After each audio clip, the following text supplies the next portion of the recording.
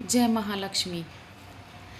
एक समय धर्मराज युधिष्ठिर ने श्री कृष्ण भगवान को प्रसन्न चित्त देखकर कहा, हे त्रिलोकीनाथ, समस्त ऐश्वर्यों के स्वामी, आप कृपा कर कोई ऐसा व्रत बतलाइए जो सब व्रतों में श्रेष्ठ एवं ऐश्वर्य सुख देने वाला हो, तथा इस व्रत को करके मनुष्य नाना प्रकार के स्त्री पुत्र आयु महल हाथी घोड़ा का फल भोग सके। श्री कृष्ण जी बोले, हे राजन सुनो, सतयुग में व्रतासुर आदि असुरों ने स्वर्गलोक पर अपना अधिकार कर लिया। तब दुखी हो इंद्र ने ऐसा ही प्रसन्न देवऋषि नारद जी से पूछा था।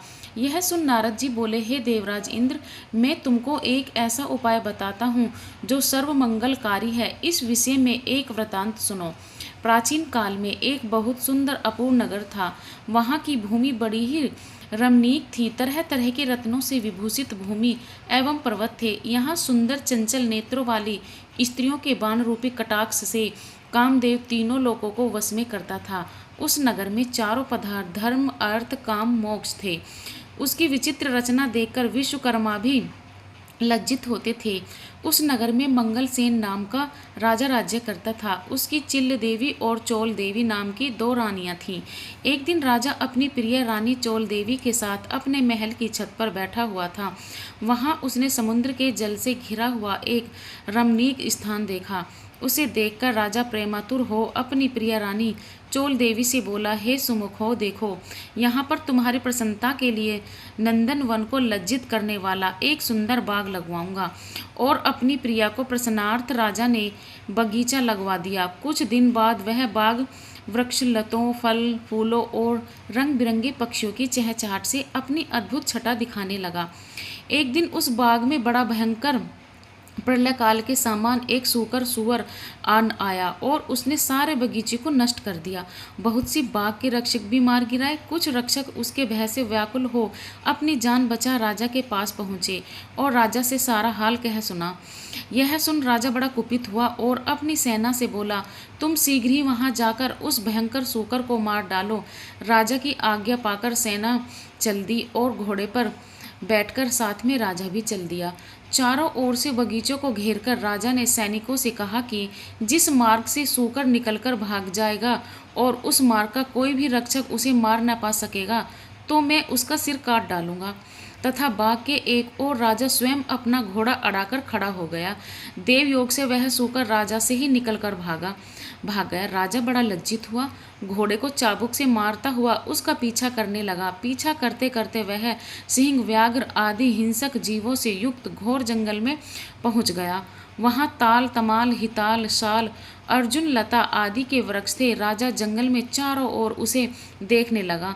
आगे चलकर सूकर राजा के सामने आया। राजा ने उसे देखते ही उसे भाला मार दिया और भाले के लगते ही सूकर ने अपना शरीर छोड़ दिया। वह सुंदर गंधर्व शरीर धारण कर विमान में बैठ अपने लोक को जाते हुए राजा मंगलसेन से बोला, हे पृथ्वीपति, आपका कल्याण हो। आपने मेरा उद्धार किया है। अब मैं आपको अपने श्राप की एक कथा सुनाता हूँ। मैं चित्ररथ नाम का एक गंधर्व हूँ। एक बार देव समूह में ब्रह्मा जी बैठे हुए थे कि चंचतपुट आदि तालों के साथ में सप्तस्वर में उत्तर गान कर रहा था कि गाते गाते मेरी ताल बिगड़ गई। उस पर क्रोधित होकर ब्रह्मा जी ने मुझे सूकर होने का श्राप दे दिया। फिर प्रार्थना करने पर उन्होंने कहा, तेरा उद्धार धर्मात्मा राजा मंगलसेन के हाथों से होगा। अतः मैं अधम योनि को छोड़कर अपने गंधर्व स्वरूप को प्राप्त हो गया हूँ। हे राजन, मैं वरदान स्वरूप देवताओं को दुर्लभ चारों फल धर्म अर्थ काम मोक्ष का दाता एक व्रत बतलाता हूँ। यह व्रत महालक्ष्मी जी का है। इसके प्रभाव से आप चक्रवर्ती राजा होंगे। अब आप अपनी राजधानी वापस जाइए। नारद जी बोले, इंद्र इस प्रकार कह गंधर्व अंतर्ध्यान हो गया। राजा मंगलसेन अपनी राजधानी वापस लौटे कि मार्ग में उन्हें बगल में मर्ग चरम लिए हुए एक ब्राह्मण पुत्र अपनी ओर आते नजर पड़ा। राजा मुस्कुराते हुए उनसे बोला, हे बटूक, तुम देवता दैत्य गंधर्व हो अथवा राक्षस, इनमें आप कौन हैं? मुझे सच सच बता दें तो आप इस घोर जंगल में आए हैं। यह सुन ब्राह्मण पुत्र राजा को आशीर्वाद देता हुआ बोला, राजन, मैं आपके ही देश में पैदा हुआ हूँ और आपके साथ साथ ही यहाँ आया हूँ, अतः मुझे यथोचित आज्ञा दीजिए। भगवान श्री कृष्ण बोले, हे धर्मराज। इस प्रकार उसके पूछने पर राजा ने कहा, हे विप्र, तुम्हारा नाम आज से नूतन होगा। अब तुम किसी सरोवर में से ठंडा जल लाओ। राजा की आज्ञा पाकर वह नूतन राजा को एक सुंदर वृक्ष के नीचे बिठाकर आप घोड़े पर सवार हो जल की खोज में चल दिया। आगे चलकर उसने रंग बिरंगे पक्षी देखे, वह वहीं पर चल पड़ा। थोड़ी देर में वह सरोवर के पास पहुंच गया। यह सरोवर बहुत ही रमणीक था। ऐसा प्रतीत होता था कि यहाँ भगवान नारायण का ही निवास स्थान है। सुंदर सुंदर कमलों से सुशोभित चक्रवास आदि पक्षियों से युक्त, तेज हवा से उठने वाली लहरों को शांत करने वाला शीतल जल से परिपूर्ण था। जैसे ही वह आगे बढ़ा कि उसका घोड़ा कीचड़ में फंस गया। अतः वह घोड़े पर उसे उतरकर सरोवर के चारों ओर देखने लगा। समीप ही उसने सुंदर सुंदर वस्त्राभूषणों से सुसज्जित मर्ग नयनी स्त्रियों को देखा, जो मधुर ध्वनि में मंगल गान करती हुई पूजा कर रही थी। नूतन अपने दोनों हाथ जोड़ स्त्रियों के पास जाकर विनम्र भाव से बोला, हे माताओं, आप बड़ी श्रद्धा पूर्वक किसकी पूजा कर रही हैं और इसकी क्या विधि है तथा क्या फल है, सच सच मुझे बताइए। नूतन की मधुर वाणी सुनकर वे बोली, हे विप्र, भक्ति भाव से श्रद्धा युक्त होकर सुनो। जो भगवती माया, प्रकृति और शक्ति नाम से प्रसिद्ध है, वह हम उसी महालक्ष्मी का व्रत कर रहे हैं। इस व्रत की कथा तुम भी सुनो। स्त्रियों का नूतन का जो व्रत की विधि कहना। हे ब्राह्मण, यह व्रत भाद्रपद महीने की शुक्ल पक्ष भादो की अष्टमी राधा अष्टमी से प्रारंभ होता है। इस दिन प्रातःकाल उठकर 16 बार हाथ पांव व मुंह धोकर 16 धागों से युक्त एक डोरा कलावा लेकर उसमें 16 गांठ लगावें और चमेली के पुष्प, कपूर, धूल आदि सुगंधित पदार्थ से प्रत्येक गांठ की पूजा करके और ओम महालक्ष्मये नमः इस मंत्र से 16 बार अभिमंत्रित कर श्री लक्ष्मी जी से प्रार्थना करें। हे महालक्ष्मी, आप हमें धन धान्य, पृथ्वी, धर्म, कीर्ति, आयु, यश और शोभा तथा हाथी घोड़े पुत्र दो। हे विप्र, इस प्रकार ध्यान करते हुए उस सूत्र को पुरुष अपने दाहिने हाथ और स्त्री अपने बाएं हाथ में धारण कर 16 दूब के पौधों और अक्षत लेकर कथा सुने। इस प्रकार भादो सूदी से लेकर अश्विनी वदी अष्टमी तक नित्य प्रति कथा सुनना चाहिए। तत्पश्चात अष्टमी के दिन रात्रि के समय जितेंद्रिय व्रतकर्ता को स्नान कर श्वेत वस्त्र धारण करके पूजा गृह में जाना चाहिए और पूर्व की ओर मुख करके पवित्र आसन पर बैठकर सफ़ेद मोतियों से युक्त अष्टदल का कमल बनावें। उस पद पर कमलासन मंद मंद मुस्कान करती हुई शरद के तुल्य कांतिवान चतुर्भुजी दोनों हाथों से कमल लिए हुए श्वेत धारणी आभूषणों से विभूषित अभय वर देने वाली दोनों ओर हाथियों की सूंड के जल से शीश से जाने वाली श्री महालक्ष्मी जी का ध्यान करके कपूर, अगरबत्ती, चंदन से भगवती का चित्र बनाकर आवाहन करें कि हे महालक्ष्मी, भगवान विष्णु के पास से आप यहाँ आओ।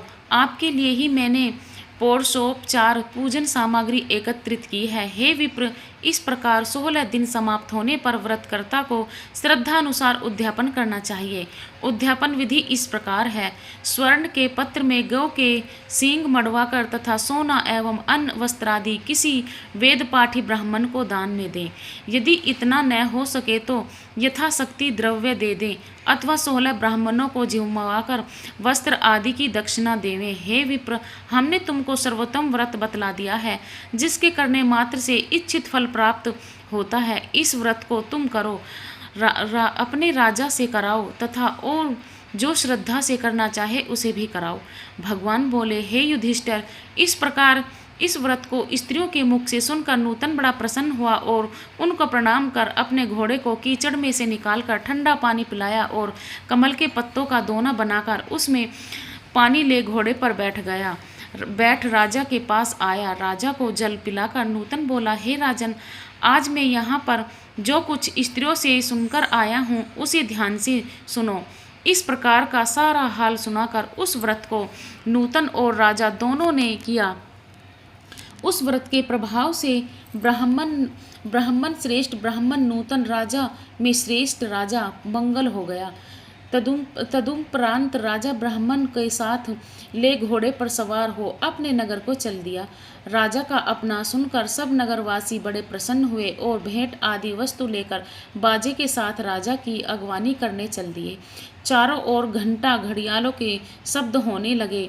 राजा ऐसा मालूम होता था कि खुशी के मारे सारा नगर नाच रहा है। 16 श्रृंगार किए गजगामिनी स्त्रियां भी मंगल गीत गाती हुई राजा की अगवानी को आईं। नगर वासियों द्वारा सत्कार किया गया। राजा ब्राह्मण कुमार नूतन के साथ घोड़े से उतरकर अपने महल में रानी चोल देवी के पास गया।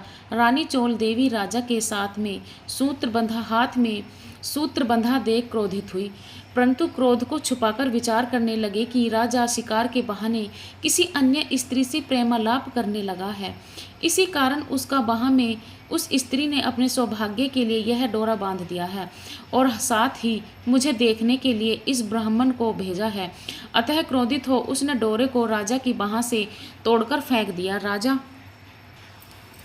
उसकी करतूत न समझ सका, क्योंकि वह सेवकों तथा मंत्रियों को जंगल का सारा हाल बता रहा था।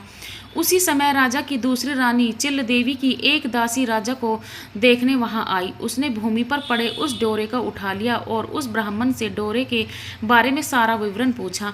दासी ने सारा विधान जानकर अपनी स्वामिन चिल देवी से जाकर कहा और वह राजा का सूत्र भी दे दिया। रानी ने उसी समय नूतन को बुलवा भेजा और उसके बतलाए गए व्रत को विधान से करने लगी।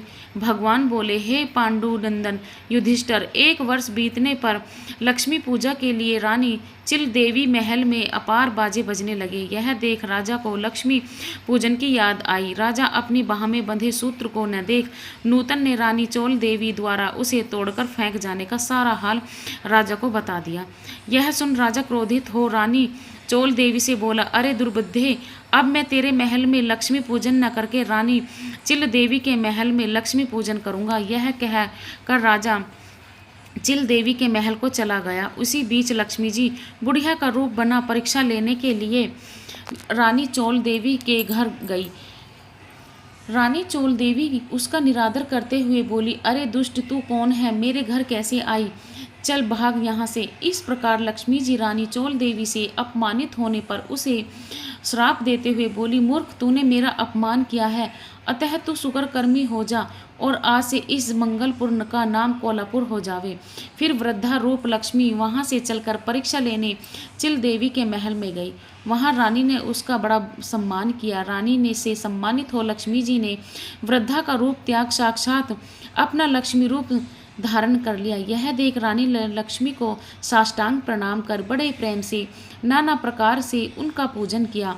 भगवती लक्ष्मी चिल देवी से प्रसन्न होकर बोली, हे सुरेश्वरी, कमलासन अम्बी, जो भी प्राणी इस व्रत को कहे और जब तक चंद्र सूर्य आकाश में रहे तब तक आप उसके घर को संपूर्ण ऐश्वर्य से परिपूर्ण रखें, उसके घर में आप सदैव विराजमान रहें, वह मेरे पति सहित आपको यह कथा सारी पृथ्वी पर विख्यात हो।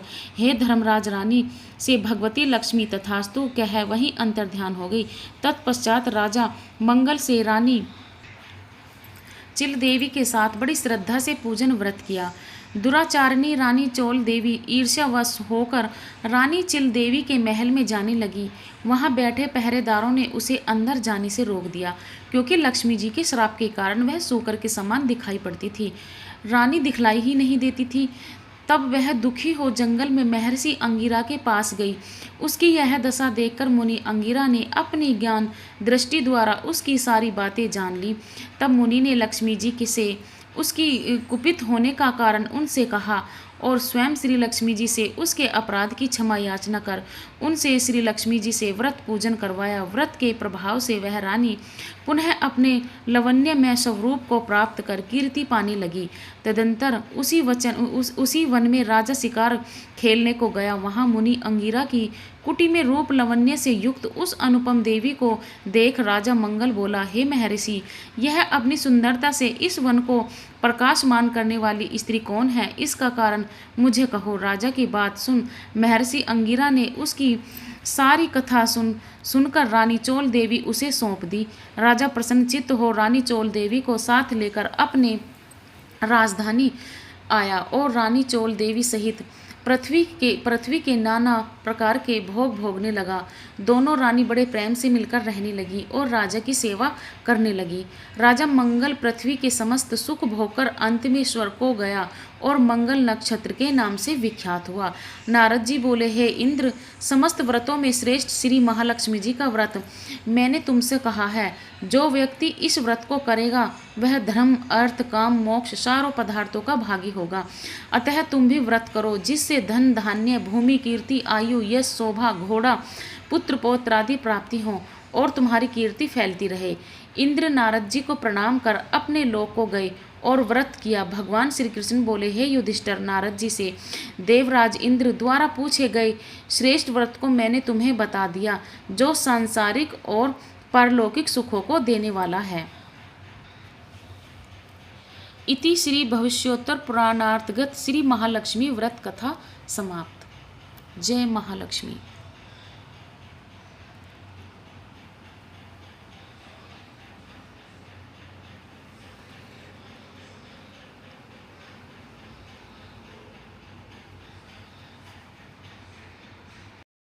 मन क्रम वचन करें सेवकाई, मन इच्छित वांछित फल पाई। तजी छल कपट और चतुराई, पूजहि विधि विविध भांति मन लाई। बुझाए जो यह पाठ करे मन लाई, लगा कर सुने सुनावे। ताको कोई अधिक धन संपत्ति पावे, पुत्रहीन अरु संपत्ति हीना। अंध बधिर कोढ़ी अति दीना, विप्र बोलाए कै पाठ करावे। शंका दिल में कभी न लावे, पाठ करावे दिन 40 ता पर कृपा